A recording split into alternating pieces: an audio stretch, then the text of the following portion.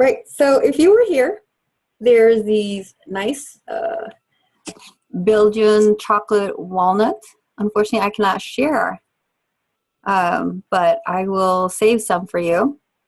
Otherwise, Catherine, go ahead. So I'd like to start with maybe a conversation about like how prototype testing is going, and if we can review that and what you saw went well, what you saw didn't go so well, for chances of improvement. Hey, Robin. We're just talking about prototype testing. What needs to be improved? Anybody can just... Robin, do you have an opinion? If nobody wants to start, I can say something. This is Alina. Hi, Alina. Hi. So I had a couple of teams that tried yesterday. So nobody in my two sections tried the pool, the big swimming pool. So they just did the kiddie pool. And, you know, I think it went okay. So I definitely noticed some improvement since the last testing like 2 weeks ago. So whatever they figured out at the time, it was not working. They kind of tried to fix it. And hopefully everything is going to be okay. So I had two teams. They had two submerged pumps. And one was used inside for the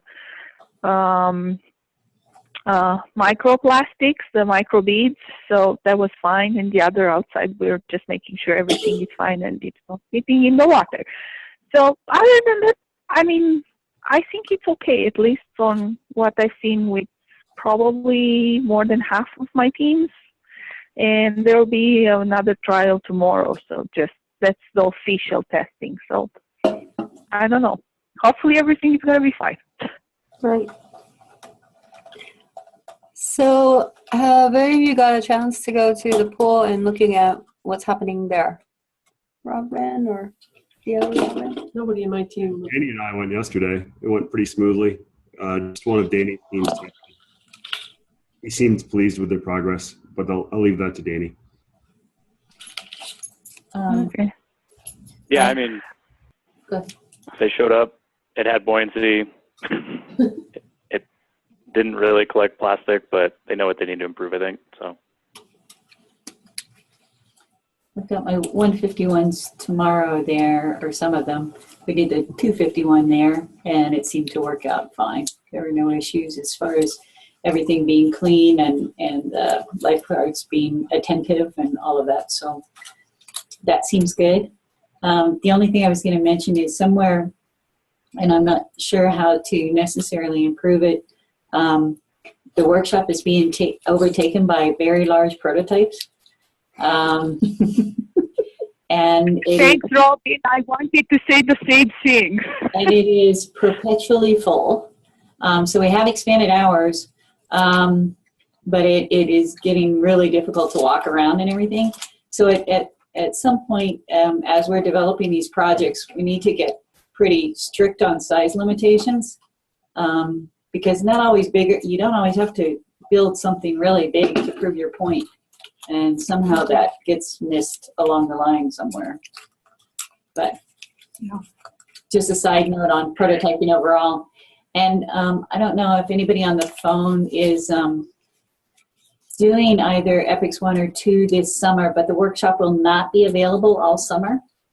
So the tools that are down there will not be available. There will be some that will be brought up that are smaller hand tools.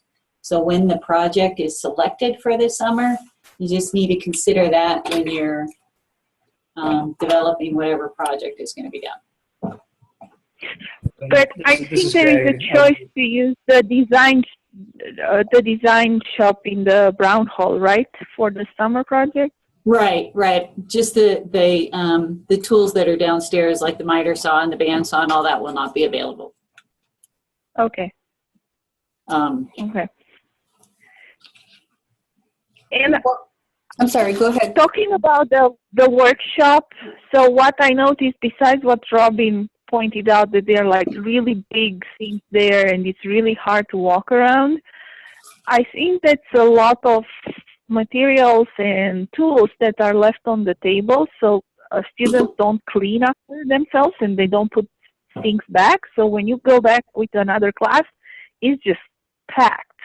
Yeah. So maybe we should remind the supervisor to remind students, or send a reminder to students to make sure they clean up from themselves and they put everything back, because it took me like 5 minutes to kind of clean the tables and make it available for my class. So, and I think for the supervisors, they can do that, but it's really the mentors that after, when you, kick them out for their time, we have to make sure everything's locked up, because we've been missing a lot of locks and things like that, but that things are put away for the next class. Yeah. But yeah, the supervisor should definitely at the end of their shift should make sure everything is put away. And we can accentuate that with them tonight at the meeting. Yeah, they shouldn't have to do it. No, the students have to do it. They make sure the students do it. Yeah, and I do. I always tell my mentors. students. Yeah, and I always shut them down like 10 minutes early and say, put everything away. Take it. Yeah. So I mean, this is kind of backwards, but I should have started with, how amazing all of this is evolved, I should say. Because in the beginning, it's just like, oh, we're just making a project. And we're not doing anything with it. We're not doing any type of analyses. The students are just doing it for the sake of doing it and building, not understanding the purpose. But right now with all these, looks like versus works like and all the testings and everything like that, everything's just making a lot of sense for them. And that design is like an iterative process, and we're not just saying this, right? It's come into practice. And so I've seen like a lot of light bulbs going on just by taking their device, even though it's just a very small, whatever. I've mistaken that little micro bead tub for an actual bathtub. So when the students were saying, oh, I'm going to do it in a tub, I, for one, thought, oh, you're going to do it in a bathtub? Be careful, because the microplastic is going to go to the drain. It's like, no, Myrna, the tub. Your tub? Your plastic tub. It's like, oh, okay. By the way, that thing is kind of gross. Yeah, needs to be done. But the point being is like they're just gathering so much more by doing, and that's really kind of the purpose of this class. I mean, at least that's how I feel. A part of it, that is a big part of it. Now, the other thing is, I know it's really hard for us to do this, but I was thinking about like this whole project with the pool and everything like that. I know at first there was a little bit of miscommunication, where stuff is put, and what are all for the disinfection process where there is, or what's available. I was thinking if that were to be was planned a little bit like, how do I say it, in the beginning. Yeah, we don't think It about would the have been- testing up front. We should do that a little more. Exactly, that's exactly my point. And We, so I said, not you. We all. we all as faculty, when we decide a project, can we then think very early on about like what type of testing? Because I think this is really, really important, so that we are well versed, in guiding them. I guess that's the point. Yep, I think that's a good idea. So I'm gonna be that person that's just gonna say, hey, testing. When do we decide on the next semester project? On the 5th at that staff meeting? Will be until August. Okay. Oh, really? Have to wait until that. What was the deadline you put on your email you sent out asking for ideas? Thanks for bringing that up. The deadline for project idea submissions is this Friday, so tomorrow at midnight. I'm not sure about when you'll be deciding on. I think it was August, just because there's so little time between the end of the semester and people taking off for the summer Well, just maybe ask Leslie if there's time on the 5th when we have our meeting. to go over initial. I think so. Because if we can decide, then that gives us more time to think about it. At least the top 3 or something like that. Yeah. Yeah. Not like we're going to work on it all summer, but if we run across things and we'll be thinking about it. And yeah. Absolutely. That sounds like good ideas to me. Okay. So the next thing I think I put on the agenda is all about like the final weeks. Next week is SolidWorks exam, and I know that we have the design log check. And Yusuf, do we have the grading rubric for the design log padded down? I think so, right? Yeah, the only thing that I discussed today and yesterday with Leslie via email, and the only thing that we're going to change in that the copy of the rubric that you have is, and you know this too, we're going to remove that one row regarding dog earring pages. So there'll only be 3 major areas that we'll look at for the design rubric, and the list of expected items I think is in the second major area on that rubric. So. Okay.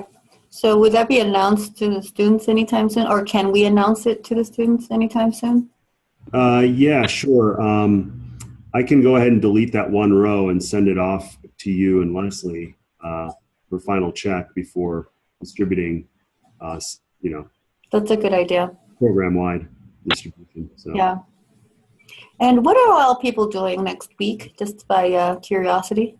I'm doing a final practice on the presentation, or practice on final presentation, I should say. That's what I'm doing. You're doing that too? Same. I do the same. I'm giving the teams that are really struggling a final chance to refine their works like prototypes. Oh, I see. So you're not grading that until then, is what you're saying, right? I'm actually going to give them a grade tomorrow, and then the teams that really are struggling and want another opportunity to prove themselves, I'll let them do that. But they'll be kind of held to a different standard if they're not taking their grade until next week. So. Got Yeah, it. and I'm doing the same as Yosef, just because we had Monday morning testing and the students really weren't ready yet. I don't think we'll get through everything tomorrow. Mm-hmm. Yeah, like my Tuesday at 3 p.m. section was far more ready than my Tuesday 8 a.m. or 10 a.m. sections. Sure. So I'm giving them a little bit more opportunity to have something that's worth demonstrating. And a lot of them are just kind of on the edge there. They're on the knife's edge. They're about to have a breakthrough, I think, a lot of them. So I'm going to give them a little bit more time. Yeah. Yeah, I feel the same way about, it's almost like half and half. So I think for me, I'm being a little lenient as to when I'm actually putting in the grade for some of them. In here, and some of them have different complexity levels of Yes. Prototypes. So some, like, their concept may be fine, but their prototype is rather simple and doesn't need to be much more complex. So they were kind of ready to go. And then others have some electromechanical interactions that are giving them some issues. So I'm allowing them a little bit more development time as a result. Right. But otherwise, like I said, the SolidWorks exam is next week. Do they start at 7 o'clock? Is that how it works for the ones that are 8 a.m.? There is a unique schedule this time. Mm-hmm. And yes, the 8 a.m. sections are typically starting at 7 a.m. The 10 a.m. sections are starting at 10 a.m. after the first 3-hour section is done and going to 1. Mm-hmm. And the 1 p.m. sections are going from 1 to 4. And then the 3 p.m. sections are going from 4 to 7. I'm pretty sure that was the only way Dedi could squeeze everyone in because it is a 3-hour exam. Mm-hmm. Majority of students, slim majority of students finish in 2 hours. Most of the remaining minority finish soon thereafter. And then there's usually a couple stragglers that take the full 3 hours, but that's a very, very small minority. But some people do need the full 3 hours. And then, Alina, I'm sure you're aware of this, but just in case, Section Z. Saturday morning, 7 a.m. Yeah, that's okay. They know. But I think you and Debbie talked to them about having the choice to go to other sections if there are seats available. So some of them considered that. Yeah. So, but I think they're fine. So don't worry about it. 5 seat sections may have some people from other sections, including especially yours, Alina. Oh, nice. Oh. So, but I think we'll be okay. And then we're going to do, of course, all the design log grading while that's transpiring. And so what I'm going to do is sometime between now and the end of this weekend, I'm going to send a mass email through the SolidWorks Blackboard system to all EPICS 151 and 151, not 155 students to make sure they remember to bring their design logs in to class so they can get graded. And it doesn't matter if they get graded out of section, because Hamid and Kevin will have access to all the sections grades on separate tabs, one tab per section, similar to what we did for sketchbook grading. So even if the person's out of section, as long as their name and section letter are clearly denoted on the front cover, Kevin and Hamid will quickly be able to find them, because every section tab has the whole roster populated in there already. So we won't have to worry about name misspellings and stuff like that, and we'll instantly know which names don't have a grade yet assigned.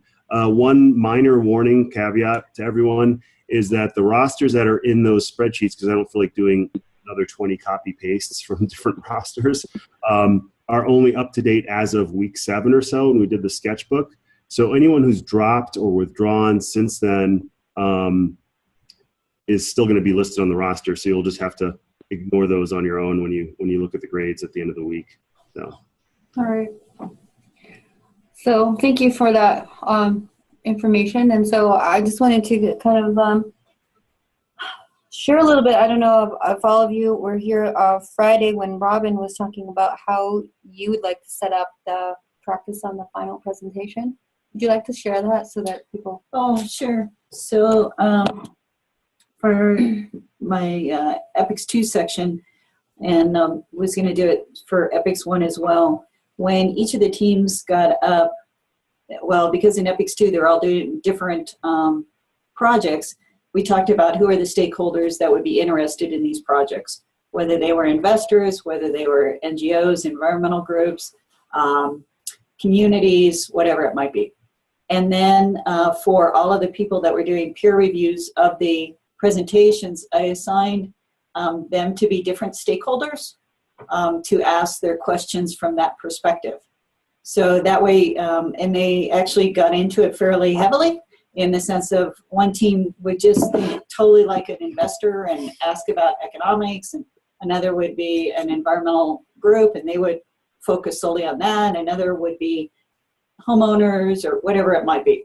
And that seemed to raise and be a much more lively debate because a lot of times people were only thinking about it from the technical aspect.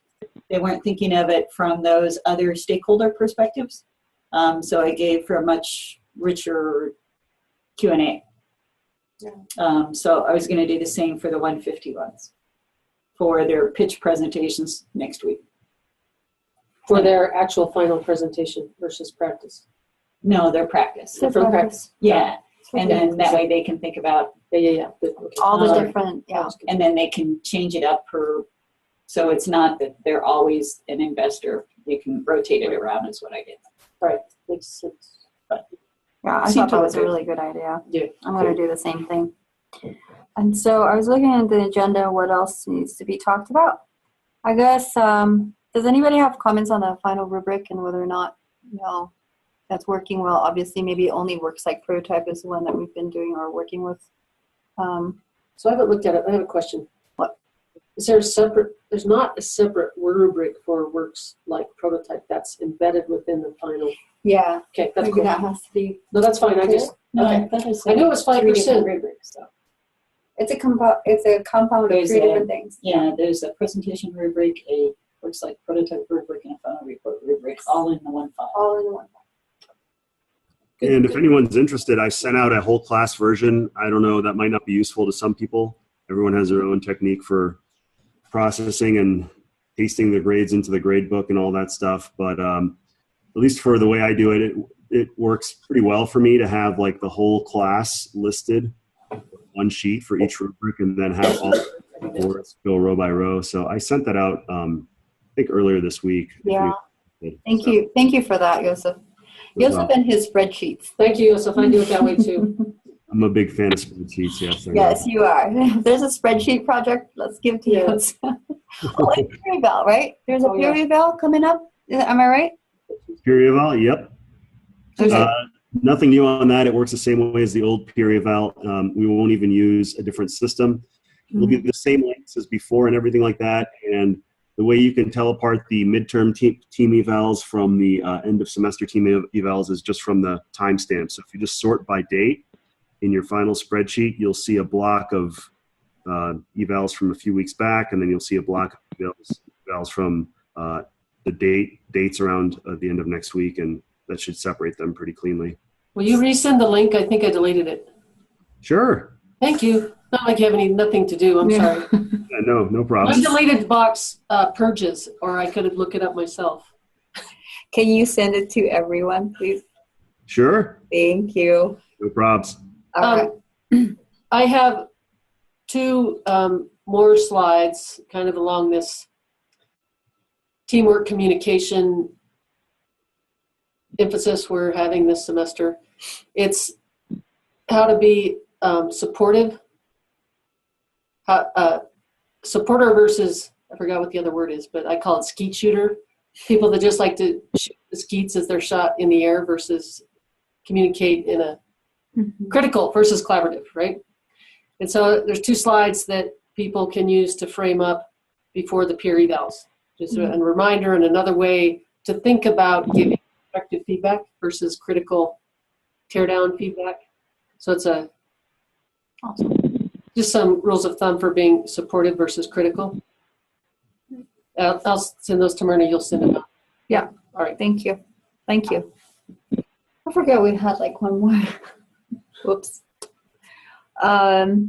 So in the in-class, I haven't gotten a chance to track, but do we have enough judges for in-class presentations? I'm not sure. Okay. Yeah, you can keep signing up to judge other sections and inviting outside judges. Let's see. At the probably like Monday of next week, I'll combine the list of outside judges and mentor judges, and we'll see which sections really need people. Okay. So are we definitely not going to have outside judges for the final competition? Is that just going to be mine? So, no, that has changed again, possibly. So if you, Joseph, if you could send me the names of those and email addresses of those people, your friends who might be able to. Okay. And then I think we'll know today if we'll be able to have enough upperclassmen student judges or whether we will reach out to outside judges. I don't And think Danny it's too, a right? final decision. Yeah. And Danny had. is Danny on the call? I don't think. No, he's. Okay. So yeah. I'm on the call. You are the. Danny, then could you send me your contacts as well? Yeah, just send it to you, Catherine. Yeah. Well, I forwarded him the email, but yeah, I'll send Okay. you his email info and get you guys in touch. Is your person planning to judge the final competition? The other day when I talked to him, he was planning on coming. So Oh, okay. if you would still like him to be there, if it's changed, that's probably okay. Either way. I'll let you know tomorrow. How's Jared Dean? I have 5 contacts, but they're all pretty much almost unanimous in saying that it would be difficult for them to leave. They all work in the city, so it would be difficult for them to leave in the middle of the day and come back. But So they might be able to judge likely to the be able to- final In the competition. final in the evening, yeah. I mean, I don't have a commitment from all 5, maybe just 1 or 2, but definitely the likelihood of them judging it goes up if they can just do it in the evening on Thursday. Okay, I'll ask Leslie to make a final decision today on who she wants judging the final competition. Yeah, maybe that would be best for the final competition. Yeah. For in-class competitions, it can be outside. Yeah. Whatever. And I just have a question about new or any judges that are upperclassmen or grad students. I mean, I teach a lot of them, so I just don't know what kind of numbers you're looking for at this point and what, I guess, qualifications we would all like for judges. If I just want to do a call generally in one of my classes. Okay, I'm not sure either, so I will let you know. I think we were going to talk to maybe one more student group and then reach out to more people. Okay, thanks. And then, is everyone okay with sticking to the same rubric for judging that we had last semester? I don't know if you even, I guess. Maybe it's worth kind of discussing how though. Has anyone figured out a way or proposed a way to do a little bit of judge score leveling somehow to normalize the scores? Because some people tend to be swayed to higher numbers, and some people tend to be swayed towards the lower numbers. So someone's best may be a totally different total score than someone else's best. Was it you or someone else told me that, the judges then after doing all their scores, they actually did deliberate and do a rank Oh, okay. together? Yeah, I think we're going to do more of a focus on ranking than scoring in both rounds this. Okay. That And, would help a lot, I'm sure. and maybe instead of it doing a 1 to 5, it's just a high, medium, low, or Yeah. something that's, Yeah. The category is just like, yeah, that might focus on, I don't know. yeah. That is great changes. So I think that's all I have on the list, but that's a really good question, the rubric. And before Robin goes, I just wanted to make a shout out to Robin and her initiative like last night. Everything went so well, and serendipitously, Leslie won, or Leslie's team won. Yeah. And so, And the same with Myrna and Catherine. hurrah. They did a So huge.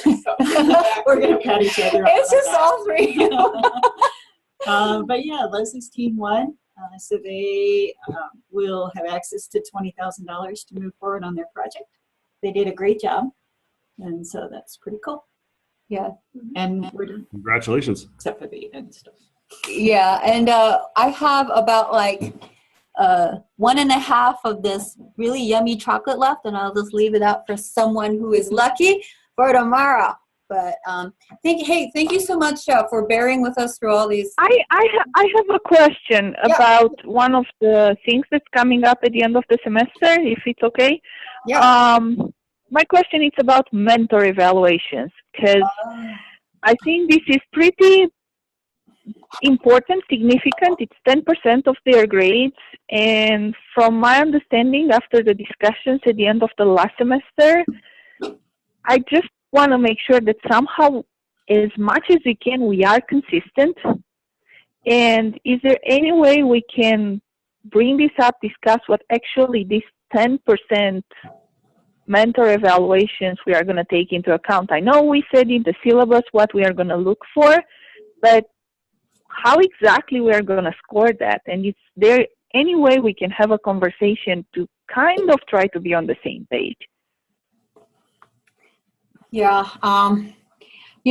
Just based on what we just said, the final rubrics for the judging, as well as what you were just saying as far as the mentor evaluation, I think it's worth maybe having a discussion. So I don't have. What I did last semester was I consider 2% maybe was regarding attendance, and 2% was participation to class, and so on. But I'm not sure if this is something that everybody does it the same, or is there any way we can just find a way to do things the same? Yeah, and honestly, when we had 2 mentors in the sections, it was a lot easier just kind of to talk about this amongst ourselves, and have a better, an objective approach. But honestly, I don't do what you do, you break it down so. And I know that someone actually does that. I do keep tally about absences, though. That's one of the things that, I'm very stern about that. If they want to be absent, they have to let me know. And if they don't, then, they get points down, that type of thing. Yeah. I keep mental notes about all the ones that are very, very active and everything like that. Oh, and by the way, I know this is kind of diverging a little bit, but for those of you that haven't got a chance to put in the names of the Student Advisory Council that you can think of, can you please send it to Catherine and Leslie? And this is about the Student Advisory Council that we are going to kick off. And hopefully we'll utilize them as a sounding board for improvements and everything like that. And so while we're on that note about students, just want to remind everyone. But back to your question, Alina. Quite frankly, I don't really have a very padded down methodology, if you will. Can anybody comment to that? I was kind of worried about the variation that could happen in that 10%. So I took some of the subjectivity out in a manner similar to Alina's. And I made my attendance is worth half of it, actually. And I keep a pretty accurate attendance with a little checklist I have. So my attendance is going to be 5% out of the 10%. And I don't really have a specific rubric for the remaining 5%. The more subjective part, the observational part.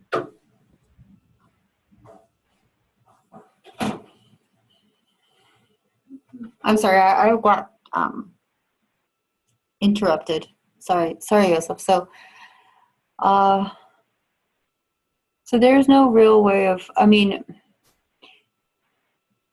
making this consistent, or is there?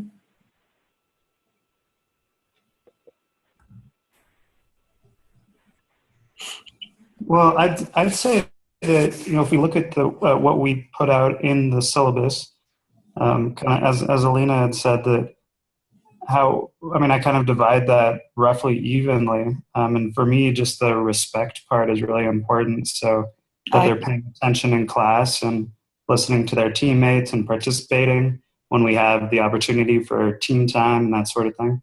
And so I weight that somewhere around 4 to 5 of it. And then attendance is somewhere in there as well. And then participating more in the group is around 1 to 2. So that's just like roughly how it goes. But yeah, it's still somewhat subjective. And I'm pretty comfortable doing with that, actually. But that's just me. Maybe that's the way to go, and taking all those 3 or 4 categories and making it to where you assign all the different points and then go from there. Alina, are you seeking for us to make it a lot more consistent all across the board to assign points? Have an idea what everybody's looking at and how much it's weighted. Like, maybe I had less considered attendance than Josef's class or something like that. So is there any way we can discuss it? And because of course everybody's looking at attendance, participation to class, respect, and all the things outlined in the syllabus. I'm not worried about that, but how much is each one of these weighting in the how many 10%? points That's my question. Okay. Yeah, I think that's worth bringing up. Catherine, we don't really have time to do any type of staff meeting after this, right? I don't think so. This is too try to tight. schedule one next Friday at noon. There's just none already scheduled. Okay. That's up to. All right. So how about we do this? How about we propose a meeting for next Friday? And, it's like not so much mandatory, but optional. But I really like the idea of maybe having that conversation. And we'll bring in Leslie, and hopefully Leslie can make it. And I like the idea of having assigned points, if you will. And so if we can decide on that, then share it with the rest of the group. I think that would be a great idea. I think that would be good because this is a significant portion of their grade. Yes, 10%. you're right. It's almost You're like right. the final report. So yeah, it's the same. It's the same as the final report. Is that? Consistency will be really helpful. Yeah, I agree. I'd like it to be consistent. Yeah, you're right. Yeah.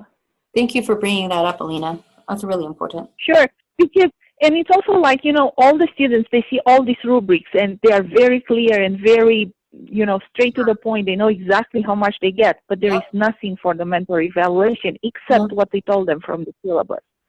So I would like maybe at one point to see something more like, okay, this is what you get, this is what you get, this is what you get. Mm-hmm. And then it's easy for us too, right? Yeah, that's the other thing is like for us to be consistent within, right? So like for instance, you and I have 3 sections. We want to be consistent there too, right? Right. Yeah. All right. So we still have a few minutes left if someone else has other concerns, comments, questions. Or you know what? Do you want to look at what were you going to say? Leslie's not here, but should we then start to assign those points? We still have a few minutes. Or is it worth, maybe waiting? probably start discussing and just, we don't have to agree on something right now, but just like maybe brainstorm on that. Like, what's the best way to do this? So someone mentioned respect. I believe that was Greg, and then attendance, and the third was participation. Is that right? Should we add? Yes, and else? respect. Sorry, what's the question? So if we were to make like the different categories, so the question, or Alina actually brought up the whole consistency of how we were going to be doing the mentor eval more consistent, right, across the board, because it's a huge chunk of the grade. It's 10%. So I think the conversation was that we will then, maybe have all the different categories, maybe decide together what all the categories are, and then really assign points to all those different categories. And then we'll make it consistent that way. Does that sound like a good plan? I mean, let's start the conversation. And if we don't finish the conversation by the end of the day, we'll continue on another time. So one thing that's very clear is attendance, right? Yes. And we can decide like how much out of the 10% we allocate to or we consider for attendance. And then I would like to see something like, okay, if you miss like 1 to 3 classes, it's 20% of that points deduction. If you have 3 to 6, or it's 50% and so on. So that's what I want to see and make sure. Probably the attendance, it's the one that we can be most consistent on. Participation to class, hard to kind of evaluate this in numbers, like how many times did you talk? It's hard. But we know the students. So that's, I think we have more leverage on that. But if we can say participation, it's 3 points out of the 10 or something like that, but at least we know it's that chunk. Right. I think another useful one would be valuable use of team time, because some people may participate in class, they may be outgoing, but when you give them team time, do they have to be like encouraged to get off their phones and start using the time to be productive for our class, or are they trying to work on homework or something like that, or just generally distracted and not being productive? That might be another area we could add. That's very good, Joseph. This is exactly what I've seen, and I was thinking like in my evaluation, I'm gonna deduct points for that, because if you were on your phone when you had team time, it's not counting as participation. So that's exactly the kind of discussion I wanted to have. So, so going back to the categories, if you will, right? The first thing that you mentioned was attendance, right? And that's kind of clear. And then participation. And are we breaking down like the team? What was it? Best use of team time. Is that part of participation or a different category, or what are your thoughts on that? I would say it's also participation, because it's participation for the class, right? Okay. So. Yeah, and I agree, especially because that's a way that students who are not comfortable speaking up in class as a large class group can get those participation points, I guess. Right. So use of team time and, kind of like a discussion in class, maybe. Contribution and discussion in class. And then like the overall categories, can we add another? Did someone say respect? How would you gauge that? Yes. Yeah. So yeah, I said respect, and I think that goes along with engagement and that kind of thing. And I think that one's obviously a little more vague, but we know the students who are coming to class wanting to learn, and I guess promoting the learning process for the rest of the class as well. And those are sort of detract from it. So I think that goes along with the participation, but for me, it's a little bit different and fuzzier. Yeah, so with a total of 10, unless someone else wants to add another category, if you will?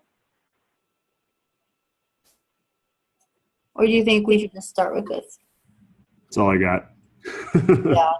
What does the thing say? I know, like, it says respect. Oh man. Let's see. So has it been a long week for y'all? Yes. I'm fully sequestered in grading mode, which makes the week even longer. So yes. Yes.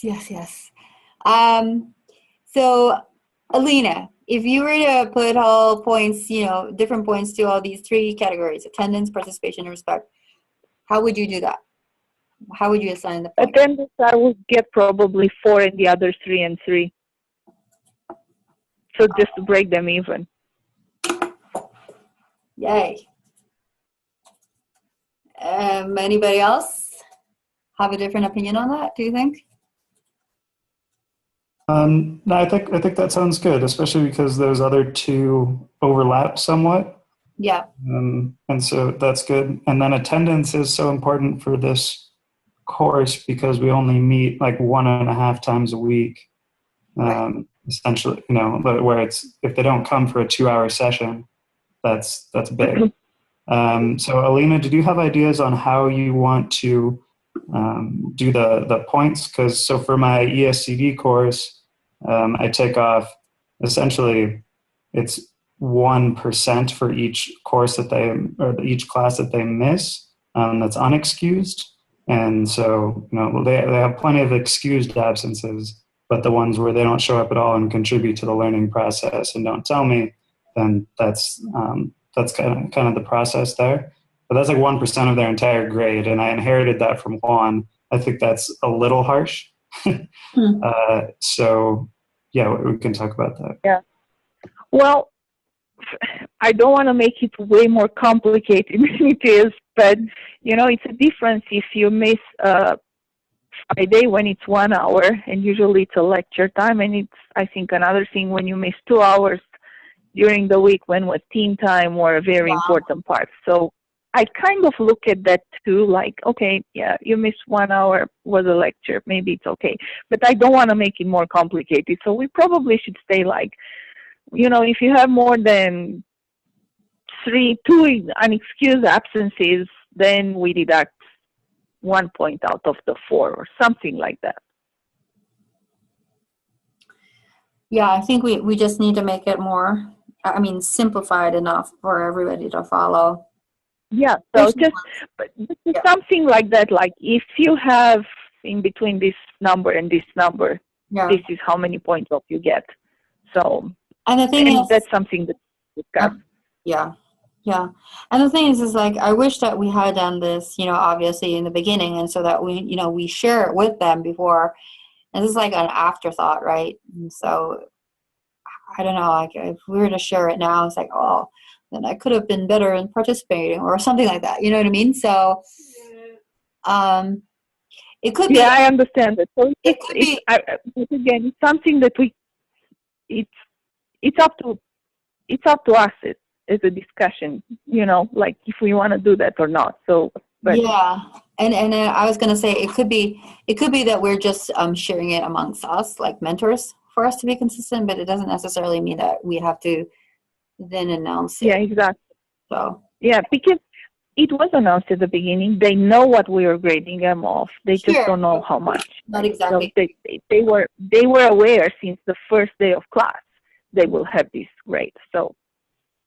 Yeah, and I think it would be good as a guideline for all of the mentors for this semester, just so that for that consistency, and that if there are students who complain about their mentor evaluation grade, then we have something as a group that we've decided on that is very reasonable, that we can defend how we graded them. But yeah, I don't think the point system, giving that to the students now, it would be very beneficial to any of us or the students either, since they can't do anything about it at this point. Mm-hmm. Right. So we're about like 3 minutes to wrap up everything. Is everybody, would you have the time to meet once more on Friday noontime next week? You think that's a good idea? Yeah, I teach at that time, so I can make those anyway. But probably a good idea. Yeah, I forget that you teach that time, Greg. Just to wrap up, So, I'm sorry, go ahead. meeting at noon on next Friday? Yeah, or is Thursday better for you, Alina?